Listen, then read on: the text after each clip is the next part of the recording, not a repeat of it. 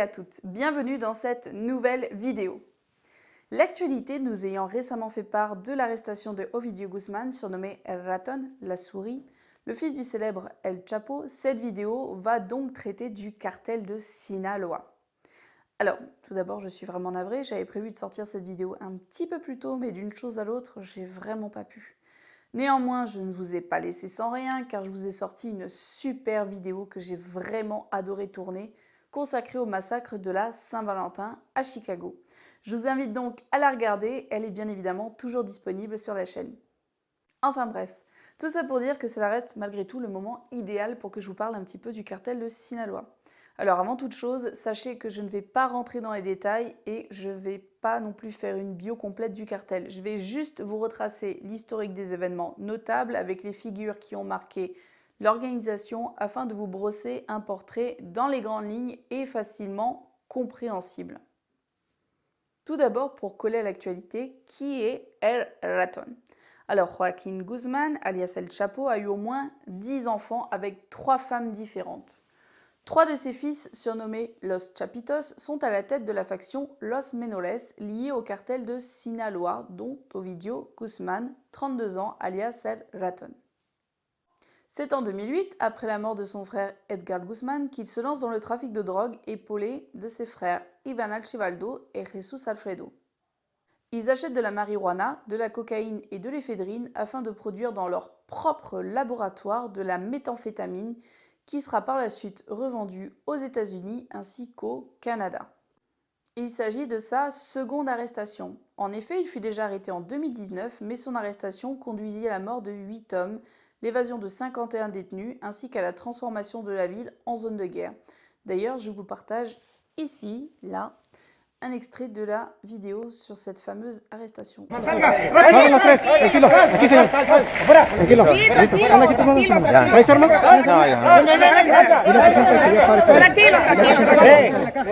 él no tiene nada que ver, oiga. Sí, bueno. Espérame. Señora, tranquilo. Lo que pasa es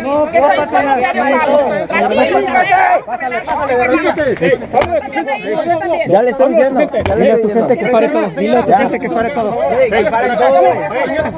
Ovidio, habla a tu gente que pare todo. Tranquilo.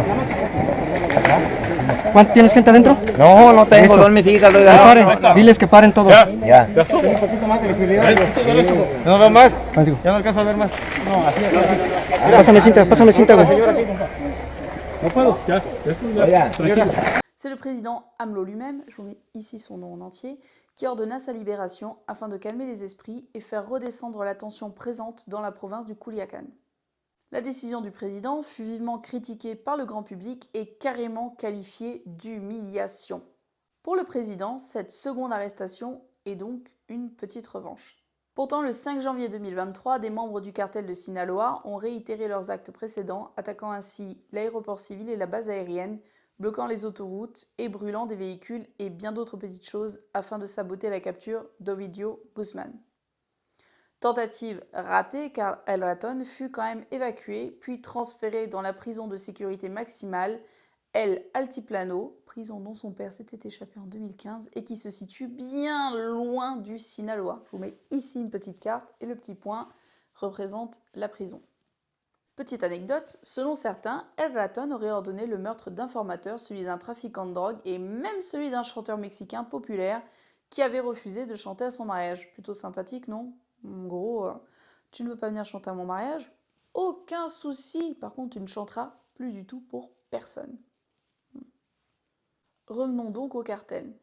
Donc le cartel de Sinaloa, ou Organisation Reynosa, implanté au Mexique dans une zone surnommée le Triangle d'Or, c'est le nom donné à une région du Mexique extrêmement prolifique en termes d'opium et de marijuana, se serait rapproché du cartel du Golfe, leur conférant ainsi pas loin de 100 000 hommes, possédant également des ramifications dans de nombreux pays tels que les USA, le Venezuela, la Colombie, le Panama, le Pérou, le Paraguay, le Brésil, l'Argentine et même l'Europe. Le cartel de Sinaloa aurait été fondé par les frères Luciano Reynosa Pérez et Pedro Avilés Pérez aux alentours de 1960. Ce dernier a été abattu en 1978 par la police fédérale. C'est dans les années 80 que le cartel se développe de façon extraordinaire grâce au concours de la CIA. En effet, l'agence centrale de renseignement américaine fournit au cartel armes et argent afin d'approvisionner discrètement les contras paramilitaires alors en lutte contre le régime sandiniste du Nicaragua. Une légère implication géopolitique. Le cartel de Sinaloa s'est surtout fait connaître grâce à Joaquín Guzmán, dit El Chapo, Ismael Zambada Garcia, Adrián Gómez González ainsi qu'à Héctor Luis Palma Salazar. Mais ce dernier fut arrêté par le général José Gutiérrez Rebelo, qui était à la tête de la lutte anti-drogue, lui-même arrêté en 1997 après avoir aidé le cartel de Juárez. Petit méli-mélo assez sympa. En 1989, une supposée alliance s'est formée entre le cartel de Sinaloa et le cartel de Guadalajara grâce à Ismael Zambada Garcia et Adrián Gómez González. Le cartel de Guadalajara aurait été fondé par Miguel Ángel Félix Garaldo, qui fut arrêté l'année de cette petite alliance entre les deux cartels. Je dis aurait été car de nombreux mythes subsistent au sujet de l'existence même de ce cartel, mais on aura l'occasion de revenir dessus dans une prochaine vidéo. Alors maintenant, j'espère que vous aimez les dates parce que là, je vais en débiter pas mal. Accrochez-vous.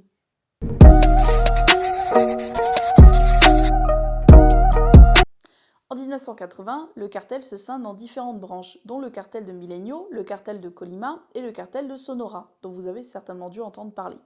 En 1992, une tentative d'assassinat a été orchestrée sur El Chapo par le dirigeant du cartel de Tijuana, Ramón Arellano Félix, ainsi que deux de ses lieutenants, Armando et Lino Portillo. Le 9 novembre de cette même année, des hommes à la solde du cartel de Sinaloa, vêtus d'uniforme de la police fédérale, notez l'ingéniosité du plan, infiltrent une boîte de nuit et tentent d'assassiner les frères Arellano Félix.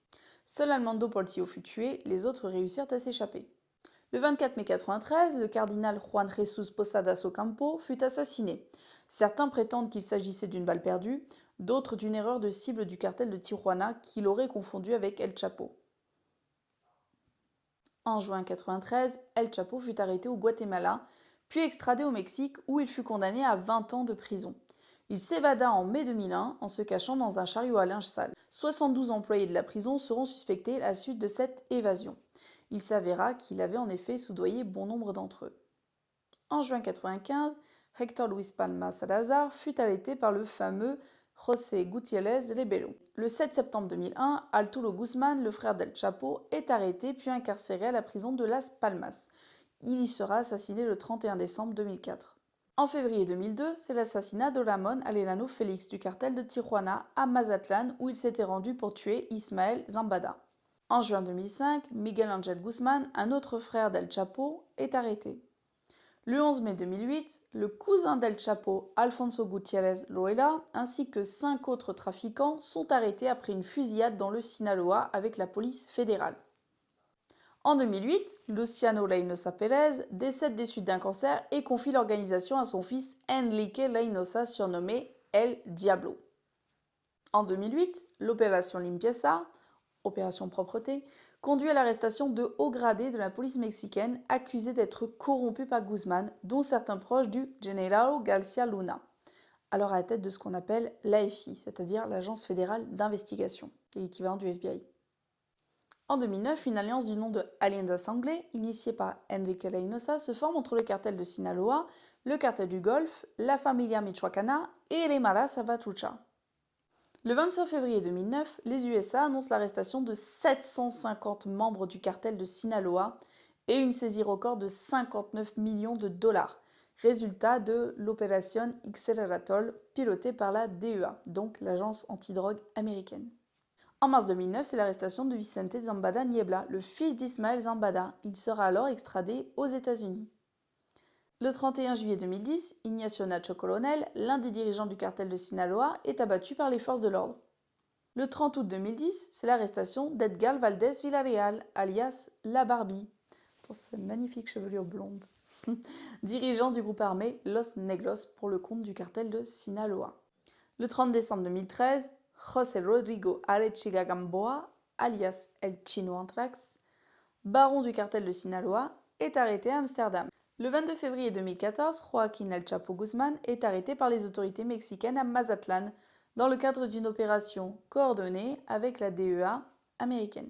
En juillet 2015, El Chapo s'évade de la prison dès l'Altiplano, cette fois-ci par le biais d'un tunnel de 1,5 km, entièrement éclairé et ventilé, creusé sous les douches et menant jusqu'à un immeuble en construction. Plutôt ingénieux, non? Le 8 janvier 2016, le président mexicain Enrique Peña Nieto annonce l'arrestation d'El Chapo. Ce dernier a été arrêté dans sa villa située dans la ville de Los Mochis, dans le Sinaloa. Le 15 juillet 2022, c'est l'arrestation de Rafael Caro Quintero, dirigeant du cartel de Sonora dans l'état du Chihuahua. Petite parenthèse, c'est en 2006 que face à la montée de la violence et l'influence grandissante des cartels, le président mexicain de l'époque, donc Vicente Fox, décide de mener l'assaut et d'attaquer de front les acteurs du narcotrafic dans leur fief au Mexique. Même si, je précise avec beaucoup de guillemets, la journaliste d'investigation Annabelle Hernandez assure que Guzmán a bénéficié de la complicité de ce même gouvernement. Tout ça est à prendre avec des pincettes. C'est une opération qui se soldera par un échec retentissant après des mois d'affrontements sanglants. Les chefs du cartel de Sinaloa, notamment El Chapo et Ismael Zambada, menèrent de front des assauts contre l'armée mexicaine au Sinaloa et parvinrent avec succès à repousser les forces du gouvernement avant d'être finalement trahis par 2 membres de leur organisation. Les frères Arturo et Alfredo Beltrán Leiva, chefs d'une fratrie de 4 membres et désireux de diriger leur propre faction. De cette sécession découlera une nouvelle série d'affrontements meurtriers au Mexique. Se sentant menacés par l'expansion de leurs anciens associés, les chefs de la branche dite traditionnelle du cartel cherchent alors à se prémunir d'éventuelles attaques de la part des autres membres issus de l'organisation d'origine. C'est dans cette optique que le boss Ismael Zambada Garcia, El Mayo, fit appel au meilleur ami de ses fils, un tueur à gages renommé du cartel de Sinaloa, dénommé José Rodrigo Alechiga Gamboa, alias El Chino Anthrax, afin de monter un escadron armé dont la tâche serait de protéger les membres du cartel ainsi que leurs familles. C'est ainsi qu'avec l'un de ses associés, Jesús Peña González, Rodrigo Alechiga Gamboa fonda en 2008 le bras armé du cartel de Sinaloa surnommé Los Anthrax, dont l'une des principales prérogatives était de protéger la place forte de Culiacán ainsi que les 4 fils de Ismael Zambada. El Chino Anthrax est notamment devenu célèbre pour avoir fait assassiner lors d'une fête d'anniversaire le plus vieux membre de la fratrie des Arellano, Félix, alors à la tête du cartel de Tijuana, par un tueur déguisé en clown. 2 sicarios, donc des tueurs à gages, proches d'El Chino Anthrax, El Chanquito et El Chiquillo, ou Chucky, auraient pris part à l'exécution et l'un d'eux pourrait en réalité être le meurtrier déguisé et non identifié qui apparaît sur les vidéos de surveillance en train de commettre le meurtre. Mais cela reste une hypothèse, voire même plusieurs hypothèses. Appréhendé à l'aéroport d'Amsterdam le 31 décembre 2013, alors qu'il venait de gagner la capitale néerlandaise à bord d'un jet privé pour y fêter le Nouvel An, puis extradé aux États-Unis en juillet 2014, El Chino Anthrax échappe finalement à la vigilance des autorités américaines en mai 2020 en fuyant la résidence surveillée où il avait été placé un mois plus tôt dans la ville de San Diego afin d'y purger le reste de sa peine. Mais ça reste une hypothèse. Le 15 mai 2020, moins de 10 jours après sa fuite de San Diego, El Chino Anthrax est assassiné après son retour au Sinaloa avec sa sœur et son beau-frère par un commando de la mort qui aurait été mandaté par les fils de El Chapo. Dans un climat de tension et de violence grandissant entre les 2 factions survivantes du cartel, l'autre étant dirigée par El Mayo Zambada. Quelques jours après le drame, celui-ci est toutefois à son tour mis en cause dans l'exécution de José Rodrigo Alechiga Gamboa, El Chino Anthrax, qui aurait porté sur lui un traceur au moment de sa mort et aurait en fait été libéré par les autorités américaines avec pour objectif de conduire à la capture de Ismael El Mayo Zambada. Nouvelle hypothèse, rien de sûr. À l'heure actuelle, Ismael Zambada, El Mayo, demeure le chef incontesté du cartel de Sinaloa depuis l'arrestation d'El Chapo. Le fait que l'un des Chapitos, en l'occurrence El Raton, ait été écarté de l'échiquier stoppe la petite guerre pour le pouvoir que les Chapitos et Zambada se livraient, renforçant au passage son pouvoir. D'ailleurs, il n'a jamais mis les pieds en prison. Les autorités américaines offrent même une récompense pouvant aller jusqu'à 15 millions de dollars pour sa capture. C'est assez représentatif de la taille du poisson aux yeux du gouvernement américain. Je termine avec un point info qui concerne El Chapo. Il est donc toujours en vie pour celles et ceux qui se poseraient la question et il est actuellement emprisonné sur le sol américain depuis un peu plus de 6 ans. En effet, après avoir été extradé le 19 janvier 2017 du Mexique vers les États-Unis, son procès s'est ouvert le 5 novembre 2018 pour une durée de 3 mois, faisant intervenir 56 témoins dont 14 anciens membres du cartel. Il fut accusé d'avoir codirigé le cartel de Sinaloa pendant 25 ans aux côtés d'El Mayo, d'avoir exporté 155 tonnes de cocaïne, d'héroïne, de méthamphétamine et de fentanyl. Également d'avoir participé à une organisation criminelle, de conspiration, d'utilisation d'armes à feu, de blanchiment d'argent et d'avoir même ordonné des violences et tortures vis-à-vis de membres de cartels rivaux. Il fut déclaré coupable le 12 février 2019, mais ne fut pas condamné à la peine de mort. Il écopa en revanche de la perpétuité, assortie d'une peine de 30 années supplémentaires.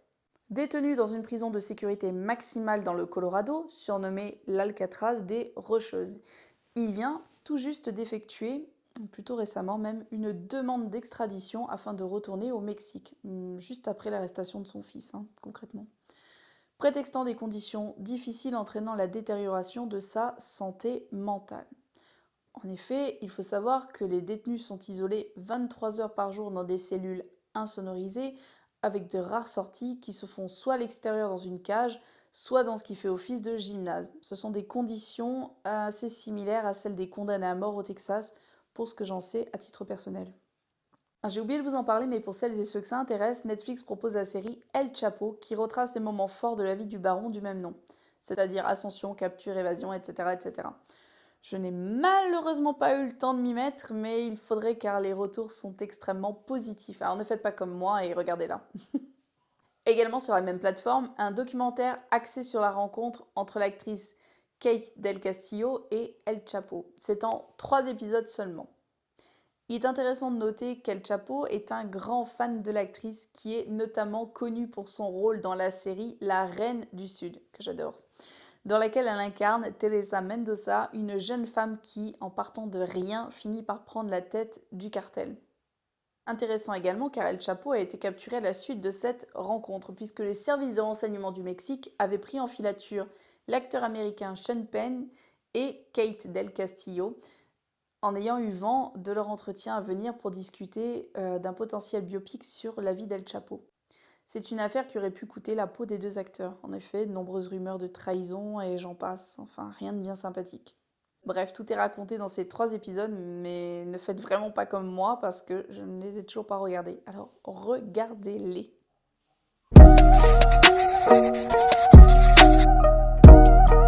Fun fact, si je peux dire. Un sous-genre musical plutôt controversé, appelé narco corrido, a été développé dans l'état du Sinaloa. Un peu comme les bardes qui relataient les récits héroïques, les narcos considérés par beaucoup comme tels ont également eu droit à des récits mis en chanson par certains artistes renommés. Il s'agit d'un genre qui dépeint l'organisation du cartel de Sinaloa ainsi qu'un bon nombre de ses membres connus, tout comme ceux d'organisations rivales telles que le cartel de Jalisco Nueva Generación ou le cartel du Golfe, par exemple. D'ailleurs, ces mêmes artistes sont soupçonnés d'entretenir des relations officieuses avec plusieurs membres du cartel et même d'être carrément parrainés dans leur carrière par le groupe criminel. De nombreux groupes et artistes se sont également produits de manière avérée lors de fêtes privées données par les barons de la drogue.